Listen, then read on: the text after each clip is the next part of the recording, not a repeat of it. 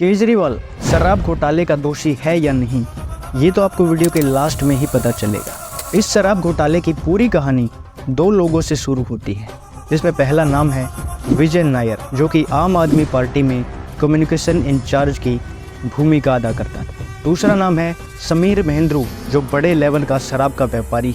ये दोनों ही दिल्ली के शराब घोटाले के मुख्य आरोपी।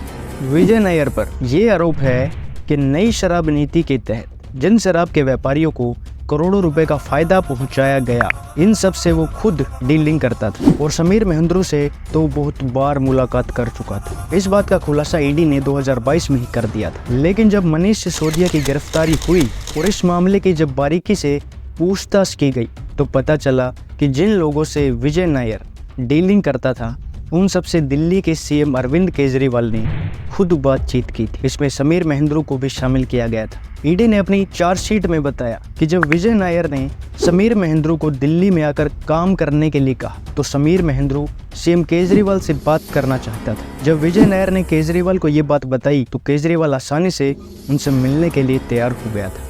लेकिन किसी वजह से दिल्ली के सीएम केजरीवाल उनसे नहीं मिल पाए थे, तो विजय नायर ने केजरीवाल और समीर महेंद्रू के बीच एक वीडियो कॉल कराई। ईडी ने बताया कि इस वीडियो कॉल के दौरान केजरीवाल ने समीर महेंद्रू को कहा कि विजय नायर उन्हीं के खास आदमी हैं और आप उन पर बिना किसी परेशानी की डील कर सकते हैं। डील ये थी कि विजय नायर समीर महेंद्रू के जरिए दूसरे कारोबारियों को भी अपने साथ जोड़ेगा और इस डील से जितना भी शराब कारोबारियों को फायदा होगा, उसका आधा हिस्सा केजरीवाल, मनीष सिसोदिया और पार्टी के बाकी लोगों तक पहुंचाया जाएगा। ईडी ने चार्जशीट में ये भी बताया कि शराब घोटाले से जो पैसा आम आदमी पार्टी को मिल रहा है, वो पैसा 2022 में गोवा के चुनाव में खर्च किया गया। ईडी ने बताया कि गोवा के चुनाव में आम आदमी पार्टी को 45 करोड़ रुपए हवाला के जरिए मिले थे। ईडी ने उन उम्मीदवारों के पास जाकर पूछताछ की जिन्होंने गोवा में आम आदमी पार्टी की तरफ से इलेक्शन लड़ा था। उसे पूछताछ करने के बाद ईडी को ये पता चलता है कि ये पैसा आम आदमी पार्टी ने ही उन्हें दिया था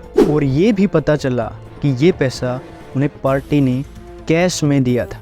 लेकिन बड़ा सवाल ये था कि इतना ज़्यादा कैश पार्टी के पास आया कहाँ से, और इस तरह ईडी ने शराब घोटाले के राज खोल दिए थे। ये बातें इसलिए भी ज़रूरी हैं क्योंकि उस समय आम आदमी पार्टी को गोवा में 40 सीटों में से 2 सीटें मिल गई थी और गोवा में 6% ज़्यादा वोट मिले थे, जिससे आम आदमी पार्टी एक राष्ट्रीय पार्टी बन गई थी। आम आदमी पार्टी को एक नेशनल लेवल की पार्टी बनाने में शराब घोटाले का एक बहुत बड़ा हाथ है। जब कोई पार्टी भ्रष्टाचार के पैसों से चुनाव जीत जाती है, तो क्या चुनाव को कैंसिल नहीं कर देना चाहिए? इलेक्शन कमीशन को ये भी देखना चाहिए कि भ्रष्टाचार के पैसों की वजह से अगर आम आदमी पार्टी एक राष्ट्रीय पार्टी बनी है, तो उसका जो एक नेशनल लेवल का स्टेटस है, वो भी कैंसिल कर दिया जाना चाहिए। केजरीवाल कहते थे कि सब मिले हुए हैं जी। देखिए आप इस क्लिप को। 2014 में आपने एक लिस्ट निकाली थी देश के सबसे करप्ट पॉलिटिशियंस की। 2014 की जो लिस्ट है उसमें कपिल सिब्बल, ए राजा, मायावती, मुलायम सिंह, पी चिदम्बरम, सुरेश कलमाडी, जगन एम रेड्डी, प्रफुल्ल पटेल, अनंत कुमार, ये लिस्ट आपकी थी।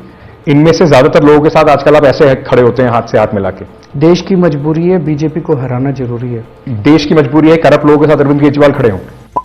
केजरीवाल ने भ्रष्टाचार से लड़ने के लिए ही आम आदमी पार्टी बनाई थी और उसी भ्रष्टाचार ने ही केजरीवाल को भी भ्रष्ट बना दिया था। केजरीवाल पर यह आरोप है कि उन्होंने आंध्र प्रदेश के पूर्व सांसद एमएस रेड्डी को भी दिल्ली में शराब के बिजनेस के लिए आमंत्रित किया था। एमएस रेड्डी ने बताया कि दिल्ली के सचिवालय में उनकी मुलाकात अरविंद केजरीवाल से हुई थी और वहाँ केजरीवाल ने उसे शराब के बिजनेस का प्रपोजल दिया था। लेकिन इससे पहले वे तेलंगाना के मुख्यमंत्री के चंद्रशेखर राव की बेटी के कविता से भी उनकी बात हुई थी और के कविता ने उनसे कहा कि अगर वे दिल्ली में शराब का बिजनेस करना चाहते हैं, तो उन्हें 100 करोड़ रुपए आम आदमी पार्टी को देने होंगे और बाद की चीजें वो अपने आप देख लेंगे। और फिर 3 दिन बाद 19 मार्च 2021 को के कविता ने उन्हें फोन करके हैदराबाद बुलाया और अगले दिन जब उनकी मुलाकात होती है, तो के कविता उनसे कहती हैं कि उनकी बात केजरीवाल से पहले से ही हो गई है और उन्हें 50 करोड़ रुपए एडवांस और टोटल 100 करोड़ रुपए आम आदमी पार्टी को देने होंगे और बाद में 25 करोड़ रुपए